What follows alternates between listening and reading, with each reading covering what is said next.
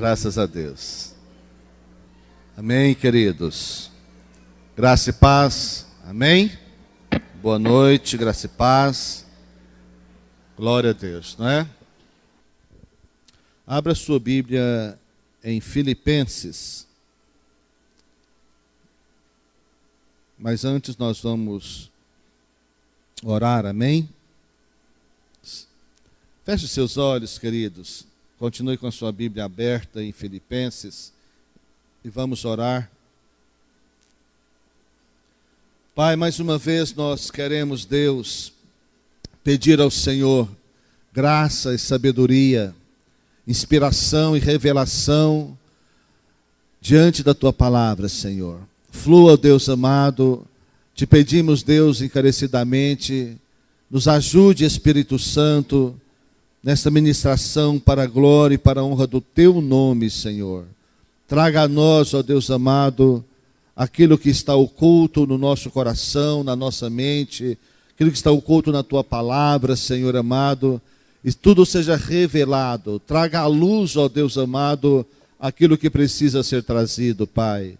Te pedimos, Deus, graça, te pedimos, Deus, apoio, ajuda, direção, Espírito Santo, em nome de Jesus. Amém? Queridos, eu quero partilhar com os irmãos um tema relacionamentos saudáveis no contexto da igreja, baseado no capítulo 4 de Filipenses. Porém, antes de ler o capítulo 4 ou de fazer essa ministração, gostaria que nós lêssemos Filipenses 3, do 12 ao 17, para assim observarmos melhor o contexto em que Paulo estava escrevendo. Claro que para ver bem o contexto precisaríamos de ler todo o livro, a carta de Filipenses, uma carta deliciosa de se ler, de estudar. Porém, claro, em função do tempo, nós não vamos fazer isso, né?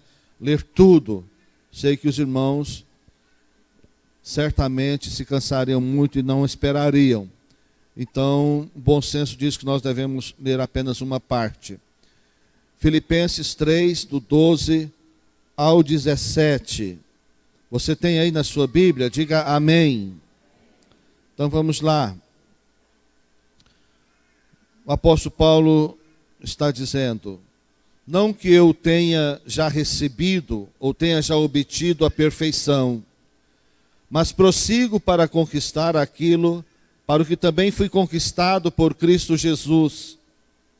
Irmãos, quanto a mim, não julgo havê-lo alcançado, mas uma coisa faço, esquecendo-me das coisas que para trás ficam e avançando para as que diante de mim estão, prossigo para o alvo, para o prêmio da soberana vocação de Deus em Cristo Jesus.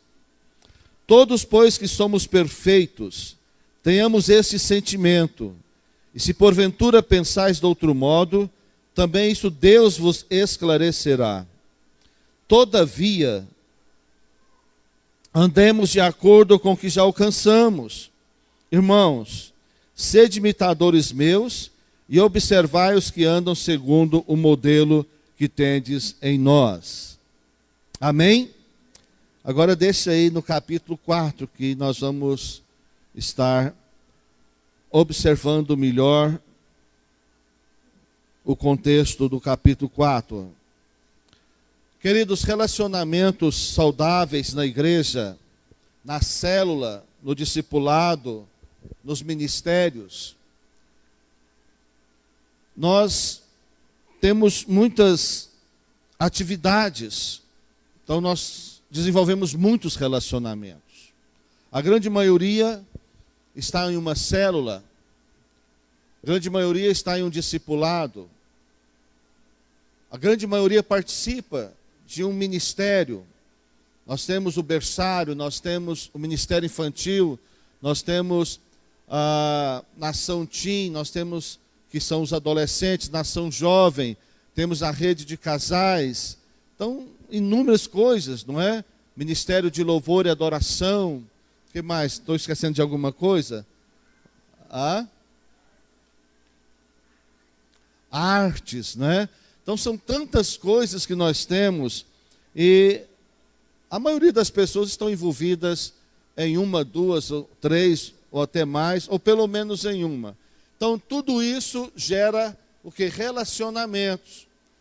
E relacionar é um desafio sempre para nós, não é verdade? É um desafio nos relacionar no casamento, relacionar na família, é um desafio relacionar no contexto da igreja, na célula, no discipulado, nos ministérios, é um desafio relacionar no trabalho, na escola, sempre é um desafio relacionamento. Por isso nós precisamos sempre aprender uma coisa muito importante, e nós precisamos na nossa vida de algo que Dionel falou, princípios. Gostei muito da definição de princípios, não sei onde você leu ou se foi você mesmo que criou, mas gostei muito, né? Princípio é uma chave. Interessante, gostei. Achei muito legal. Então, princípios são chaves, né? E relacionamentos também têm princípios. Relacionamentos têm chaves. Relacionamentos têm chaves. Então, nós precisamos.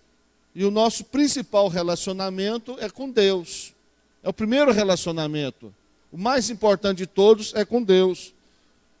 O próximo relacionamento mais importante é o da família, amém? E depois o relacionamento com o corpo de Cristo. Amém, meus irmãos? Pois é. Então, Paulo estava preso. Talvez você não sabia disso. Paulo estava preso, não porque havia cometido algum crime, mas pelo fato de estar pregando o evangelho, pelo fato de ser um pregador, pelo fato de estar anunciando a palavra de Deus. Por viver segundo o propósito de Deus, Paulo estava preso. Mas lá na cadeia, Paulo não entrou em uma depressão e nem um desespero. Ao contrário, Paulo de lá mesmo desenvolveu o seu ministério. Escreveu várias cartas, exerceu discipulado, desenvolveu discipulado. Ali ele teve muita revelação de Deus, deu muita orientação para a igreja ou para as igrejas às quais ele dava cobertura espiritual. E mesmo ali na cadeia, Paulo consolava, Paulo exortava, Paulo conduzia, Paulo animava as pessoas. Olha como Paulo se relacionava mesmo preso. Mas por que Paulo se relacionava tão bem com a igreja, se relacionava tão bem com as pessoas? Porque primeiro ele tinha um ótimo relacionamento com Deus, amém? Se o nosso relacionamento com Deus não for um bom relacionamento, nós não vamos ter bons relacionamentos com outras pessoas. Mas tudo em nós, em todas as áreas da nossa vida, acaba sendo um reflexo do nosso relacionamento com Deus, dos princípios que temos assimilados de Deus. Então, aquilo que nós alcançamos em Deus, nós refletimos nos nossos relacionamentos. Amém, meus irmãos? Nenhuma pessoa disse amém. 4 disseram agora. Amém? Vai melhorando, não é? Vai melhorando, graças a Deus. Então, queridos, vamos meditar, se possível aqui, versículo por versículo, e fazendo assim,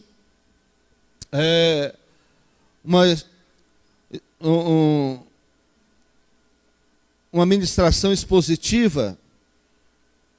Vamos então aí em Filipenses 4, deixa a sua Bíblia aberta. O versículo 1 diz algo muito interessante. Está falando sobre um líder eficaz e não amargo. Preste muita atenção nisso. Portanto, meus irmãos amados e muito saudosos, minha alegria e coroa, sim, amados, permanecei deste modo firmes no Senhor. Paulo está dizendo que os irmãos, que a igreja é a sua alegria. Sabe por quê, queridos? Porque Paulo era um líder curado, sarado. Ele não era um líder amargo. E ser liderado por alguém amargo é algo muito ruim, não é verdade? Então nós temos palavras específicas aqui para nós que somos líderes e também para nós que somos liderados. Porque todos nós podemos ser líderes e de uma forma ou de outra todos nós somos liderados, não é? Mas ter um líder amargo é algo horrível. Ter em casa uma pessoa que lidera com amargura, ter na igreja alguém que lidera com amargura, ter um patrão, um chefe que lidera com amargura, é uma coisa muito ruim, muito desagradável. E também no relacionamento da igreja, ser liderado ou liderar com amargura é algo muito ruim. E Paulo expressa então aqui a sua alegria, mesmo estando ele preso. Agora, Paulo estava preso fisicamente, mas nós hoje, como líderes nos dias de hoje, as nossas prisões não são físicas, pelo menos aqui no Brasil. Há países que sim, as pessoas são presas, são mortas, são assassinadas, são executadas, são torturadas. Aqui não. Mas aqui é porque às vezes há líder amargurado, porque está preso, não literalmente, não fisicamente, mas está preso em algum sentimento, está preso em algum ressentimento, está preso em alguma experiência da vida, está preso em algum problema, em alguma situação, e precisa ser curado, não é? Líder precisa desesperadamente buscar a cura em Deus. Talvez você não lidere uma célula e está dizendo, graças a Deus eu não sou líder, mas você é líder sim. Alguma coisa você lidera. Você não lidera a célula, mas você tem filhos, então você lidera. Você lidera. Você tem uma casa, cuida de uma casa, então você lidera. Então, de certa forma, todos nós exercemos alguma liderança. Versículo 2. Rogo a Evódia e rogo a Sintique, pense concordemente no Senhor. Paulo está falando de procurar sempre uma concordância no Senhor. Queridos, nem sempre nós vamos concordar com tudo. Nem em casa nós concordamos com tudo. Também na igreja, na célula, nós não concordaremos com tudo mesmo, é claro que não. Agora, isso não é motivo para nós gerarmos discórdias entre nós. De todas as formas, precisamos então encontrar o acordo, não é? De todas as formas, precisamos vencer as diferenças e prosseguir e continuar. O grande problema são os interesses pessoais, o egoísmo, que às vezes nós temos. Quando nós abrimos mão dos interesses pessoais e do nosso egoísmo, nós conseguimos andar com as demais pessoas. Dentro do contexto, nós percebemos que aparentemente essas duas mulheres citadas, esses dois nomes aqui, que eu não aconselho você colocar em nenhuma filha sua, mas são duas mulheres. Parece que elas entraram em conflito, elas estavam em conflitos. E esse fato foi conhecido pela congregação. Eu não sei se é verdade, mas dizem que as mulheres são mais conflitantes mesmo. Não sei se vocês concordam. Eu já ouvi isso de muitas mulheres. De muitas mulheres. É assim? Que entre elas, que mulheres com mulheres e homens com homens, entre as mulheres existe mais conflitos do que entre homens com homens, entende? Nas amizades, nos ministérios, nos trabalhos, na própria família. Eu não sei dizer, eu nunca fui mulher, né? Nem pretendo ser. Mas diz que realmente, tem muitos agora concordando, não é? Deixa para vocês aí, eu não vou afirmar nada, só estou dizendo, certo? Sei que nesta igreja, essas duas mulheres estavam em conflitos. Então, problema de relacionamento sempre existiu. Não é uma coisa dessa geração. Não é um problema que nós temos agora. Agora, quem lidera um grupo, quem lidera uma célula, quem lidera um ministério na igreja, sabe que é um desafio. Não é verdade? Quem tem filhos sabe que é um desafio. Quem é casado sabe que é um desafio. É ou não é, irmãos? Relacionamento é um desafio. Agora, é claro, meus queridos, que nós precisamos procurar o acordo sempre e sermos sempre respeitosos e assim contribuindo uns com os outros. Amém? Agora, essa discordância que havia, esse atritamento que havia entre essas mulheres estavam gerando ou afetando, de certa forma, a obra, a igreja estava sendo afetada. Então, quando você tem um certo descontentamento e um conflito com alguém, isso vai gerar o quê? Vai gerar algum problema, não só para você pessoalmente. Isso vai gerar para outras pessoas também algum problema. Vai afetar outras pessoas. E na igreja afeta a igreja, na célula afeta a célula. Agora, poxa, mas na igreja não é todo mundo muito santo, muito puro, sem defeito. Os novos geralmente pensam que quem está na igreja não erram, não falham, né? E quando vê alguma pisada na bola, se escandaliza. Queridos, nós somos doentes que precisamos do médico. Amém? Nós somos doentes que precisam do médico. Jesus veio para os doentes, não para os sãos. Então, igreja é um lugar de pessoas num processo de transformação. E quem não está na igreja? Não está nem no processo. Não é? Nós pelo menos estamos no processo. Não estamos perfeitos, como o apóstolo Paulo disse no início, no primeiro texto que lemos. Versículo 12, do capítulo 3. Não que eu considere que já tenho alcançado.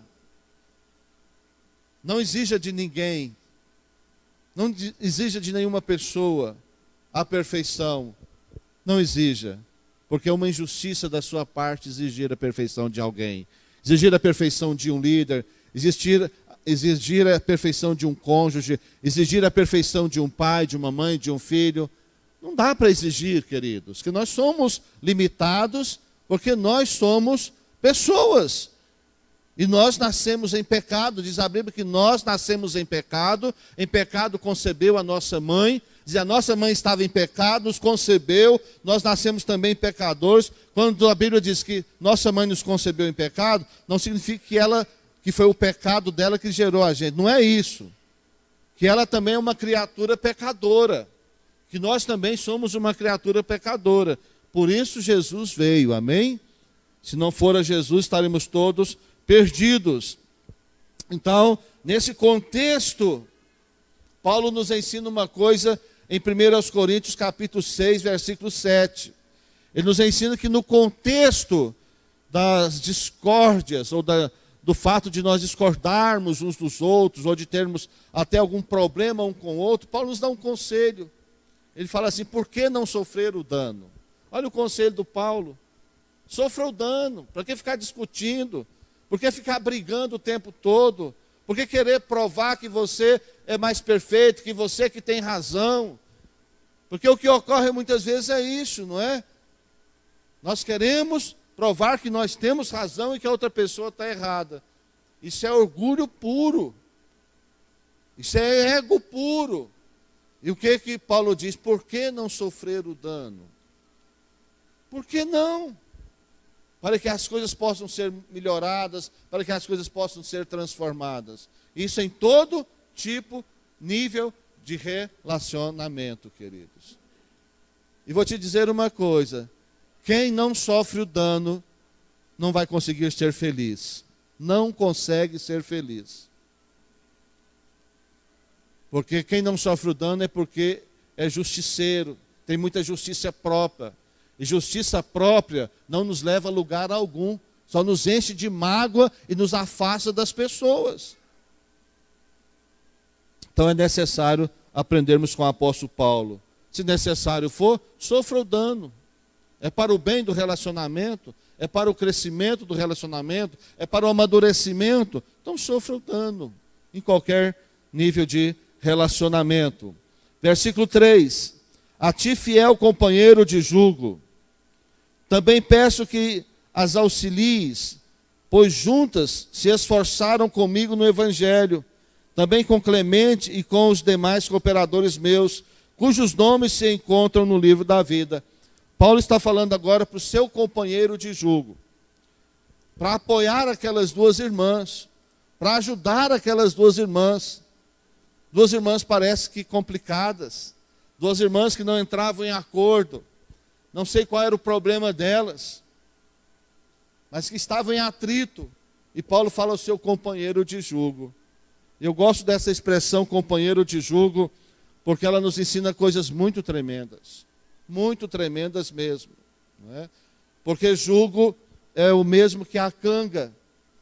Quem tem origem no interior ou na fazenda sabe o que significa muito bem isso, mas para quem talvez não tenha conhecimento, canga é uma coisa feita de madeira, uma madeira larga, onde dois bois juntos ficavam empareados e colocava aquilo no pescoço dos dois, não é? Não é, Sinomar? Você que é lá da Goiatuba? Para que eles pudessem puxar. Nisso eles puxavam o quê? Puxavam o carro, eles faziam como que chama? A roda, né? Trabalhar para amassar barro, para fazer telha, fazer tijolos. Tempo que não tinha eletricidade, né? Engenhoca, né? Moecana. Então eles trabalhavam ali juntos, viajavam juntos. E quando não podia colocar um boi e um cavalo juntos. Por quê? Porque eram jugos desigual. Por que desigual? Porque o boi tem mais força que o cavalo, mas o cavalo tem mais velocidade que o boi.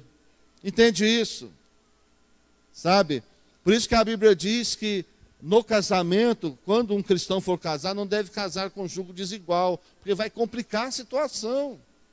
É difícil, é mais difícil. Sabe? Fica mais difícil a convivência, o relacionamento, é muito mais difícil. E quando fala de jugo desigual no casamento, não está falando só do cristão com o não cristão. Está falando também de outros pontos de vista. Eu entendo que pode ser um ponto de vista cultural, por exemplo. Pode ser uma pessoa muito culta com uma pessoa analfabeta. Isso vai ser problemático, não é verdade? Uma pessoa que cresce muito profissionalmente com outra que não tem interesse profissional, isso é complicado, gera problemas na prática. Uma pessoa financeiramente muito bem sucedida com uma outra que não tem nada, também é complicado. Então tudo isso se constitui jugo desigual. Uma pessoa que tem uma visão missionária, por exemplo, que quer ir para o campo missionário, de repente ela casa com uma que não quer de maneira alguma obra missionária. Ela tem direito de não querer, não é pecado. Isso é um jugo desigual também. Então é sério, né? Então dentro da igreja pode se casar em jugo desigual. Isso gerar problemas, gerar complicações. Então ter sonhos diferentes, ter propósitos diferentes, isso gera jugo desigual. E o apóstolo Paulo está falando aqui do seu companheiro, ao seu companheiro de jugo. Então é importante, queridos, que nós entendamos isso, sabe? Agora eu quero pensar com os irmãos sobre uma coisa, que na igreja, dentro do trabalho, muitas vezes nós temos jugo desigual. Por quê? Por que temos jugo desigual na igreja às vezes? Até mesmo trabalhando juntos. Porque alguns trabalham muito e outros trabalham pouquíssimo. Uns carregam muito peso e outros carregam nada de peso. Isso é jugo desigual. E a Bíblia fala para nós não estarmos vivendo em jugo desigual. Sabe, queridos, de maneira alguma eu pretendo aqui ofender alguém. De maneira alguma, meu propósito é abençoar, meu propósito é ajudar. Mas é necessário que nós encontremos o nosso lugar no corpo de Cristo, de fato e de verdade. E sejamos todos companheiros de jugo. Amém? De fato e de verdade, queridos, como igreja, não é? E no versículo 4 ele diz: alegrai-vos sempre no Senhor. Outra vez digo, alegrai-vos. O que te dá alegria? O que faz permanecer a alegria em você? Há muitas coisas que te dão alegria momentaneamente, é claro que dão, não é? Mas só uma coisa pode fazer a alegria permanecer em você: Jesus Cristo. Ter Jesus Cristo na sua vida e a certeza da salvação deve ser um motivo suficiente para nossa alegria. Só isso é o suficiente. Mas só é tudo, não é verdade? É tudo. Então alegrai-vos sempre no Senhor. Outra vez digo, alegrai-vos. Amém, meus irmãos? Versículo 5. Seja a vossa moderação conhecida de todos os homens. Perto está o Senhor. Moderação, você lembra de quê?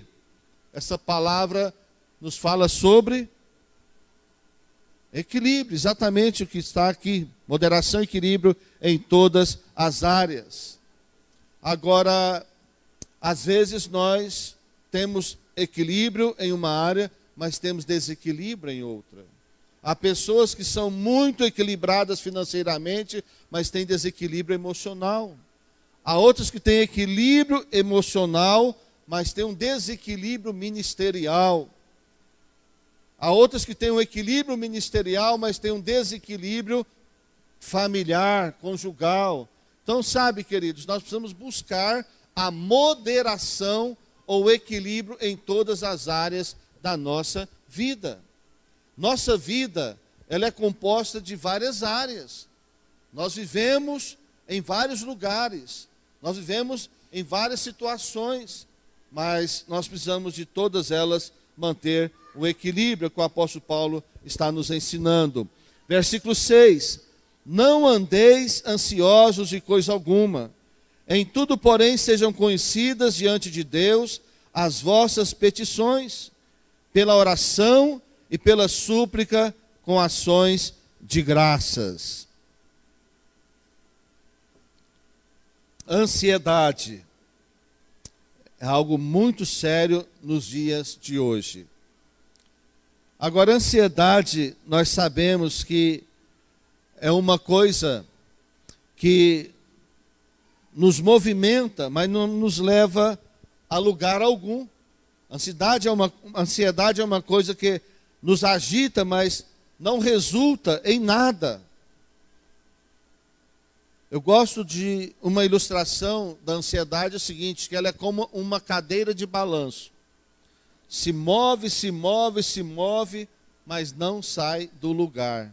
Assim é quando nós procuramos fazer as coisas, ou decidimos fazer as coisas por ansiedade. Como resolver a ansiedade, queridos? Eu sei que existem recursos naturais, profissionais, mas eu digo uma coisa para você: aprenda a resolver sua ansiedade na oração e na comunhão com Deus. Amém? Jesus disse isso em Mateus 11, 28. Vinde a mim, todos vós que estáis cansados e sobrecarregados. E que mais? E eu vos aliviarei. O próprio Jesus disse isso. E em Mateus 6, 25 ele diz: não andeis ansiosos, nem pelo comer, nem pelo vestir, amém? Nem pelo viver, por nada, não andeis ansiosos por nada. E nesse texto Jesus fala, olha, preste atenção nos lírios dos vales. Eles não semeiam, eles não trabalham, mas nem Salomão na sua glória se vestiu tão bem como eles, porque eu cuido deles. Olha os pássaros, eles não semeiam, mas não falta alimento para eles. Então, a ansiedade é uma coisa que não gera resultados conforme nós gostaríamos de tê-los. Então, não resolve ficar ansioso. É necessário descansar em Deus. Amém? Sabe por quê, irmãos? Os irmãos lembram que domingo, falando sobre a Páscoa, eu disse que Jesus, fiz aqui a ilustração do cordeiro, que eles abriam o cordeiro, depois de morto, é claro, fincavam nele ali um pau, não é? Para abrir-o assim, depois outro nesse sentido, formando o sentido da cruz, para ele ficar aberto e ser todo assado, para que depois pudesse ser consumido. Mas o que representava aquilo ali, meus queridos? Ali estava representando que Jesus estava absorvendo toda a culpa, todo o pecado nosso sobre ele. De certa forma, a cruz de Cristo, o sacrifício de Jesus, funcionou como um para-raio de pecados, como um para-raio de problemas. E Jesus então ali, conforme Isaías 53 diz, que sobre ele veio toda a ira de Deus. Jesus absorveu toda a ira de Deus sobre si, para que nós pudéssemos ter liberdade, para que nós pudéssemos ter condições de continuar a nossa vida e continuasse assim o processo dele na nossa vida. Amém, meus irmãos? Você entendeu isso? Que Jesus absorveu, que Jesus recebeu, que Jesus sorveu na sua vida, no seu corpo, na sua alma.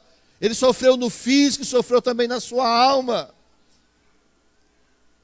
Lá em Isaías 53 fala que ele se alegraria de ver o resultado dele ter entregue a sua alma por nós. Então foi algo sério demais para nos dar a vitória. Amém? Agora, nós vivemos pressão de todo lado.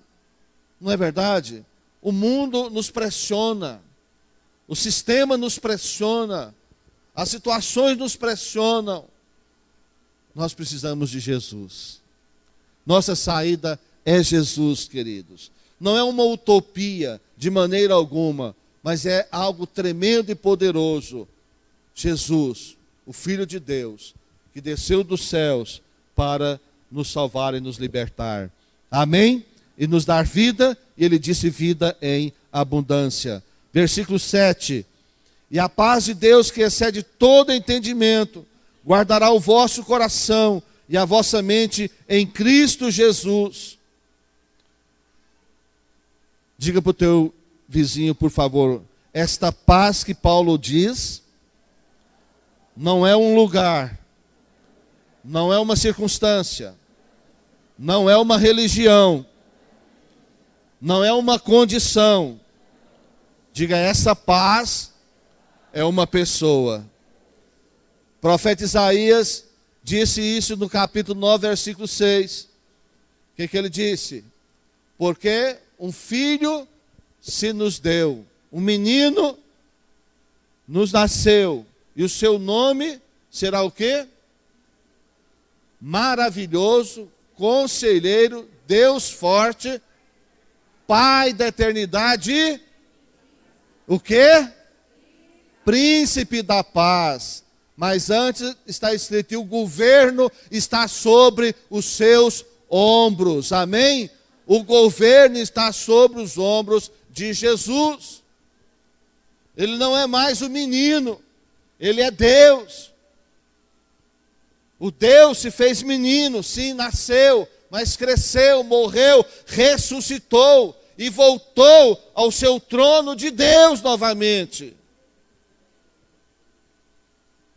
E a paz é Ele. A paz é Ele.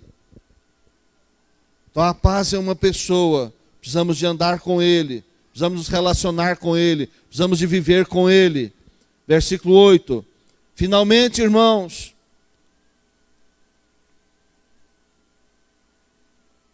tudo que é verdadeiro, tudo que é respeitável, tudo que é justo, tudo que é puro, tudo que é amável, tudo que é de boa fama, se alguma virtude há e se algum louvor existe, seja isso que ocupe o vosso pensamento. Eu gosto demais desse versículo.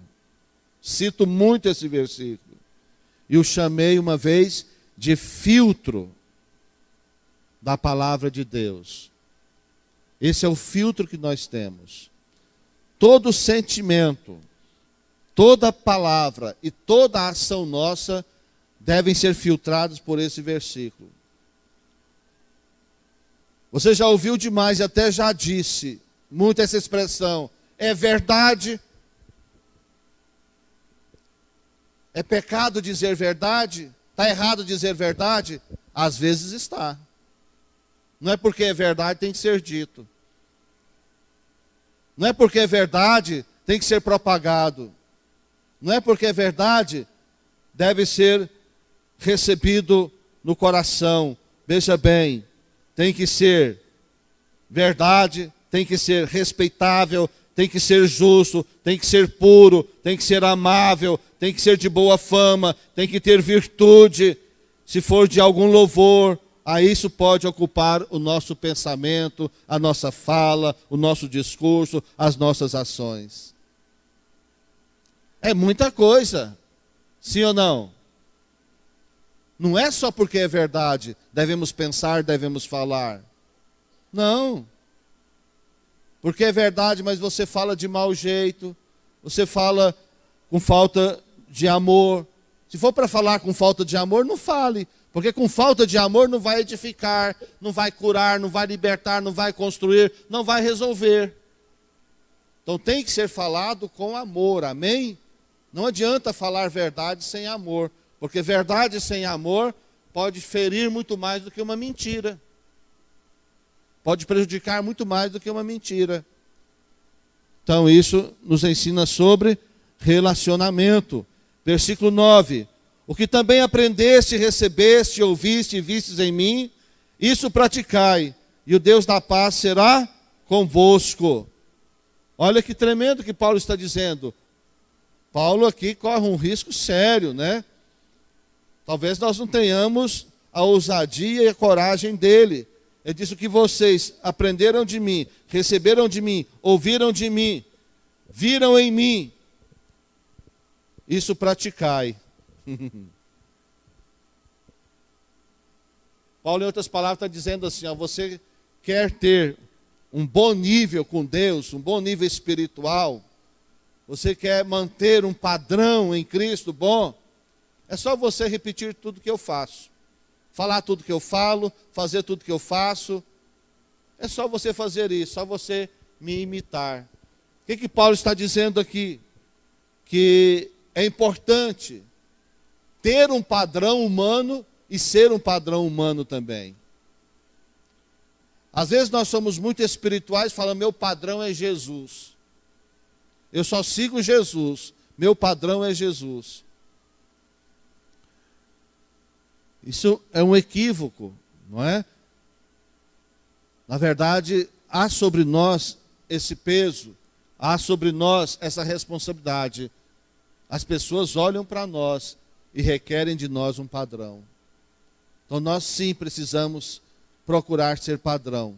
É claro que Jesus é o modelo, Jesus é a matriz, não é? Mas sem dúvida alguma, nós também precisamos ser um modelo. E nós precisamos ter também um modelo. Então nós aprendemos muito uns com os outros. Uns com os outros. Amém, meus irmãos? Agora, as virtudes é para serem imitadas. E os defeitos é para serem perdoados. Amém? Não sei se você concorda. Teve gente que fez assim.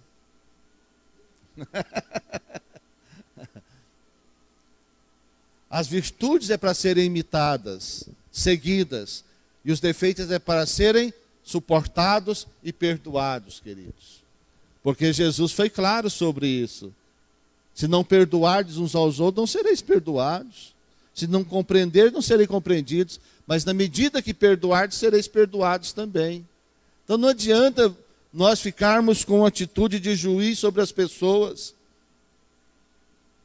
Porque a lei da semeadura e da colheita, ela é terrível, ela funciona mesmo, queridos. Se você não perdoa aqui, alguém vai não te perdoar depois. Se você não compreende aqui, alguém não vai te compreender depois. Se você não respeita agora, alguém depois não vai te respeitar também. Se você não ama agora, depois alguém também vai deixar de te amar. Isso é sério, né? Isso são princípios, né, Dionel? São chaves, né? São princípios importantíssimos. Versículo 10. Alegrei-me sobremaneira no Senhor, porque agora uma vez mais renovastes a meu favor o vosso cuidado, o qual também já tinhais antes, mas vos faltava oportunidade. Qual a importância, queridos, de nós estudarmos a palavra de Deus assim, de maneira bem textual e expositiva? A importância é que nós temos mais condições de absorver um pouco mais. Quando é um sermão, que eu venho aqui o ponto 1, ponto 2, ponto 3, ponto 4, ponto 5, e esse sermão é criado em cima de um texto, é bíblico, é uma bênção. Você recebe um bombardeio de coisas boas, mas você assimila muito pouco do que realmente foi falado. Mas quando você estuda assim, você pode entrar nas entrelinhas, ainda que o nosso tempo seja tão pequeno, não é? Mas isso é importante para você aprender também, fazer isso em casa. Ler frase por frase, versículo por versículo, voltar, ler novamente, pensar, será o que é que está falando aqui? O que quer dizer isso aqui? O que o apóstolo quis dizer sobre isso aqui? Então é importante estudar versículo por versículo, textualmente, para edificação nossa. O apóstolo Paulo aqui está falando agora, veja bem que no versículo, no início eu disse sobre responsabilidade do líder, não é? Padrão do líder. Agora nós estamos falando aqui do liderado, porque nós somos muito hábeis em cobrar do líder, em exigir do líder. Padrão, o líder tem que ter padrão, mas o liderado também precisa ter padrão. O líder tem que dar resposta, mas o liderado também tem que dar resposta. E às vezes nós só cobramos do líder, não é verdade?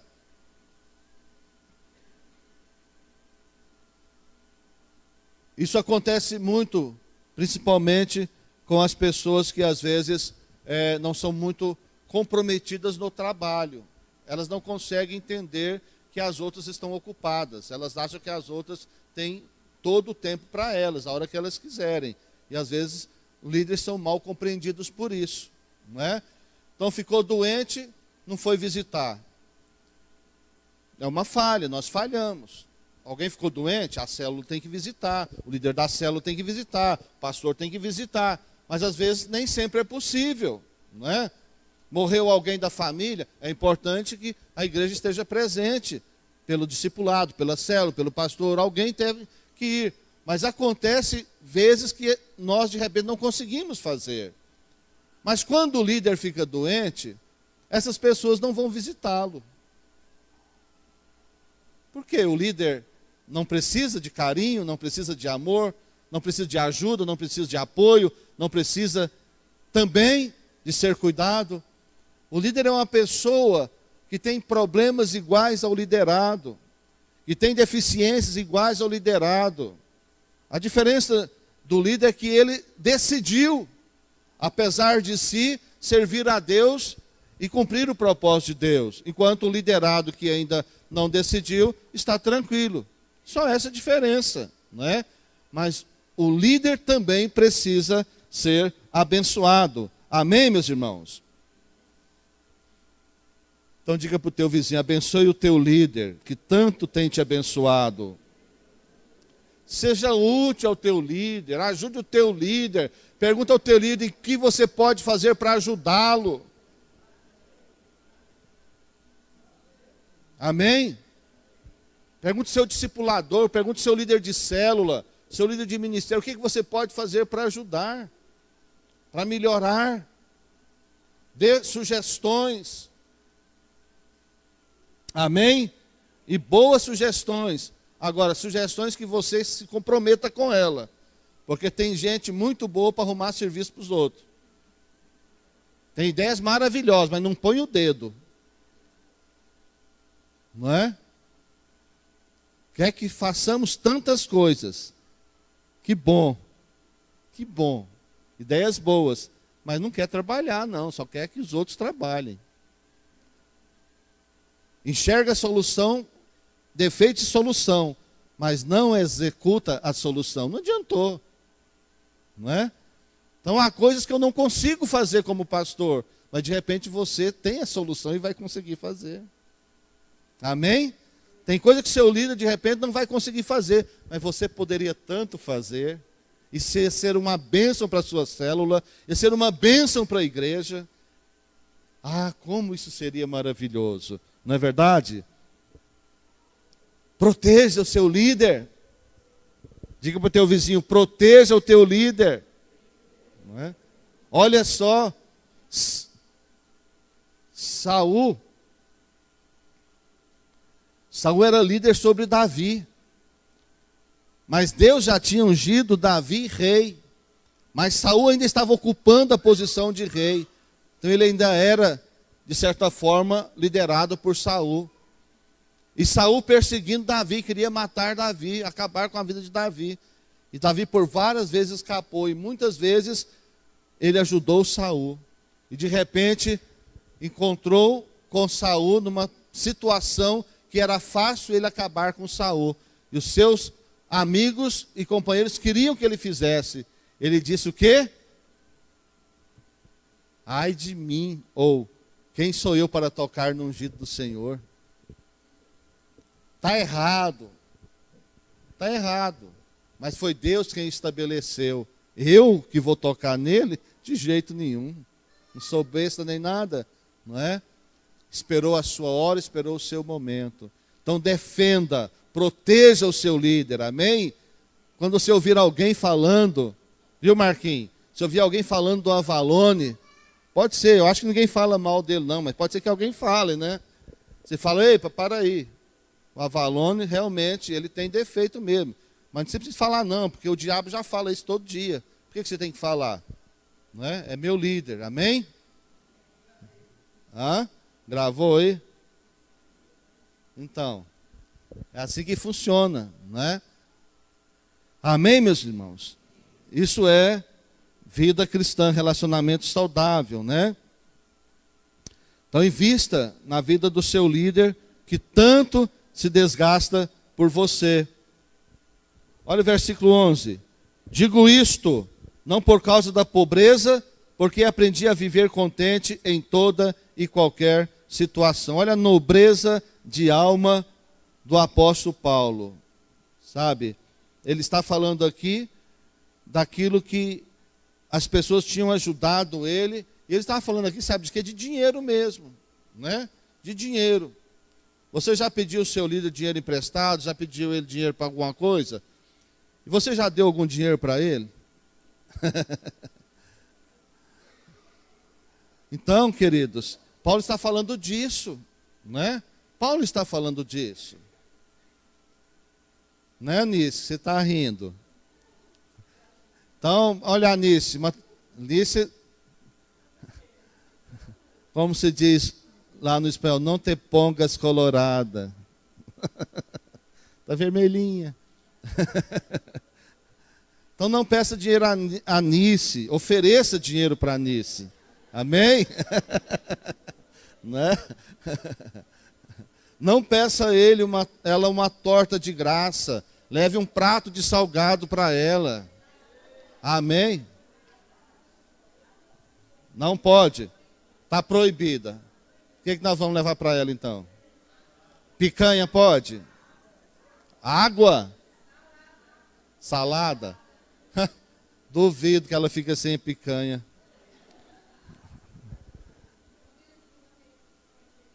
Sim. Sim, mas esse período agora, está se cuidando, né? Vocês estão vigiando ela? Que bom, aí, ó. Estão ajudando ela, estão servindo ela. Parabéns para vocês. É isso aí. cuide da saúde dela, né? Porque é muito preciosa e nós precisamos muito dela aqui, pelo menos mais uns 40 anos, né? Amém? Glória a Deus, né? Então invista também no seu líder. Por que só o líder tem que investir no liderado? E o liderado não tem que investir no líder? Onde está escrito isso, né? Então a nobreza da alma, né? E Paulo está dizendo, olha, eu estou acostumado com dificuldades, estou acostumado com problema, e eu aprendi a viver em qualquer situação, certo? Aprendi a viver em qualquer situação. Olha só o versículo 12, as experiências mais extremas na vida de Paulo. Ele diz, tanto sei estar humilhado, olha só, como também ser honrado. Então, para ele ser humilhado ou honrado, ele sabia administrar. Se ele era humilhado, ele não ficava sofrendo por aquilo, lamentando, choramingando. Mas se ele também era honrado, ele não ficava se orgulhando daquilo. Ele sabia receber no seu coração, não é? Quando humilhado, não ficava magoado, mas quando honrado, também não ficava vaidoso. Que coisa linda, não é? Da parte do apóstolo Paulo. De tudo e em todas as circunstâncias, já tenho experiência. Olha só. Tanto de fartura como de fome, assim de abundância como de escassez. Paulo já tinha vivido tudo na vida, não é? E então, para ele, já não era problema, nenhuma situação seria novidade para ele.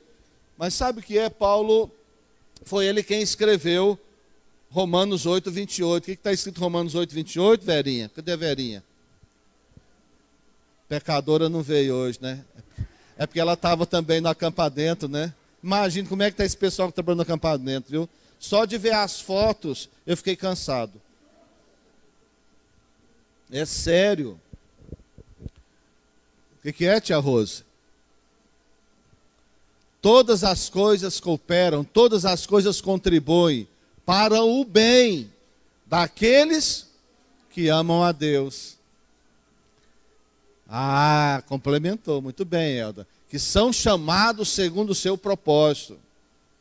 São chamados e atendem o propósito. Viu, queridos? Contribui para o bem daqueles que estão dentro do propósito de Deus. Quando não estamos dentro do propósito, estamos fora do propósito, nem todas as coisas contribuem para o bem. Mas se nós estamos no propósito, fique tranquilo. Descanse em Deus. Descanse em Deus. Deixe com Deus. Amém? 13. Posso todas as coisas naquele que me fortalece. Parece que a única frase que as pessoas sabem do livro de Filipenses é essa. Talvez você nem percebeu que nós chegaríamos nela, né? Você nem sabia que estava indo em Filipenses, mas sabia falar, tudo posso naquele que me fortalece. O problema é que as pessoas usam isso só de um lado, né? Só de uma parte, só do lado positivo, do lado agradável, do lado confortável. Mas Paulo não está falando só disso. Paulo está falando das coisas confortáveis, das coisas boas, mas está falando das dificuldades também. Ele disse, olha, eu posso ter muitas coisas, mas eu posso também não ter nada. E eu posso, em Jesus Cristo, que me fortalece, passar por qualquer situação. Se eu tenho abundância, eu passo bem. Se eu não tenho, se eu tenho escassez, eu vou passar bem também. Porque tudo posso naquele que me fortalece. Mas às vezes nós gostamos de pegar isoladamente algumas partes e aplicar conforme a nossa vontade, conforme aquilo que nós desejamos. A palavra de Deus precisa de ser estudada. Por isso que é importante nós lermos o contexto. Por isso é importante nós estudarmos desta forma que nós estamos estudando aqui hoje. Mais detalhadamente. Agora lá na sua casa, você pode fazer isso muitas vezes mais detalhadamente. Isso que nós estudamos aqui em menos de 1 hora, você pode gastar uma semana, um mês nesse texto. Porque não adianta você ler a Bíblia toda em 1 ano e não assimilar nenhum versículo, não assimilar nenhuma ideia de Deus, não assimilar nenhum princípio do Senhor. Não valeu de nada. Entende, meus queridos? Pergunte ao teu irmão, você entendeu a importância de ler a Bíblia e meditar nela? Então faça isso, não é? Amém, meus irmãos? E para concluir, o 14, todavia fizeste bem, associando-vos na minha tribulação. Olha aqui, Paulo está agora sendo grato aos irmãos da igreja dos filipenses ali, de Filipos, dizendo que eles fizeram bem, associando a tribulação. Como foi que eles associaram a tribulação do apóstolo Paulo, do seu líder? Diga orando. Diga orando. Você ora pelo seu líder?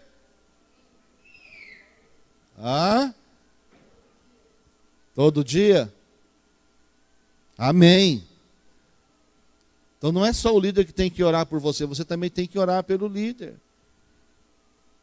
Quando eu disse o tema da palavra, talvez você pensou totalmente outras coisas que eu diria, né? Sobre relacionamento saudável no contexto da igreja. Talvez você não pensou que eu falaria essas coisas, tão simples, mas tão puras e tão verdadeiras, que realmente gera vida e gera realmente a vida de Deus entre nós. Qual outra forma que Paulo foi também ajudado, que eles contribuíram com Paulo? Diga financeiramente. Ih, ficou pouquinho agora, né? Contribuíram com Paulo financeiramente também, né? Qual outra forma que eles contribuíram com Paulo, no ministério de Paulo? Diga, participando ativamente do ministério dele. Amém? É isso, participe do ministério do seu líder, do ministério do seu discipulador, ministério da sua célula. Seu líder de célula precisa da sua ajuda, do seu apoio. Tem algo que você pode fazer, não deixa tudo sobre ele ou sobre ela. Amém, queridos? E outra forma que Paulo disse aqui foi sofrendo com ele. Quando seu líder está sofrendo, o que você faz? Você cai fora, vai procurar outro líder que não está com problema. Porque a maioria fazem isso, né? Quando o líder está com problema, ele acha que aquele líder já não serve mais, está muito fraquinho, e vai procurar um líder mais em evidência. Isso acontece muito, queridos. É aquilo que eu gosto de falar. Quando a água está limpinha, todo mundo quer beber do poço. Mas quando a água suja, o poço é entulhado, poucos são aqueles que vêm desentulhar o poço. E nós precisamos ajudar o nosso líder a desentulhar o poço. Amém, irmãos? Amém? Glória a Deus, para que voltemos a tomar água limpa. Eu acho que eu termino por aqui. Amém? Esse contexto de Paulo aqui, continuando os versículos aí, Paulo está falando de algumas virtudes desta igreja que, e num contexto financeiro, né, que ajudou Paulo na obra missionária na Tessalônica, que ajudou Paulo em obra missionária em outras cidades. Então está falando de apoio espiritual, de apoio moral e de apoio financeiro também para com o apóstolo Paulo. Isso foi uma bênção para a vida de Paulo. E preste atenção, tudo isso aqui Paulo viveu enquanto estava preso. E tudo isso ele escreveu enquanto estava preso. Então nós podemos dizer que enquanto Paulo estava preso, alguns o abandonaram, mas outros foram fiéis. Graças a Deus, porque sempre há os remanescentes. Amém? Sempre há os remanescentes. Sempre haverá um remanescente na sua célula, sempre haverá um remanescente no seu ministério, sempre haverá remanescente na igreja. Deus não permitirá que se acabe. Amém? Glória a Deus. Amém.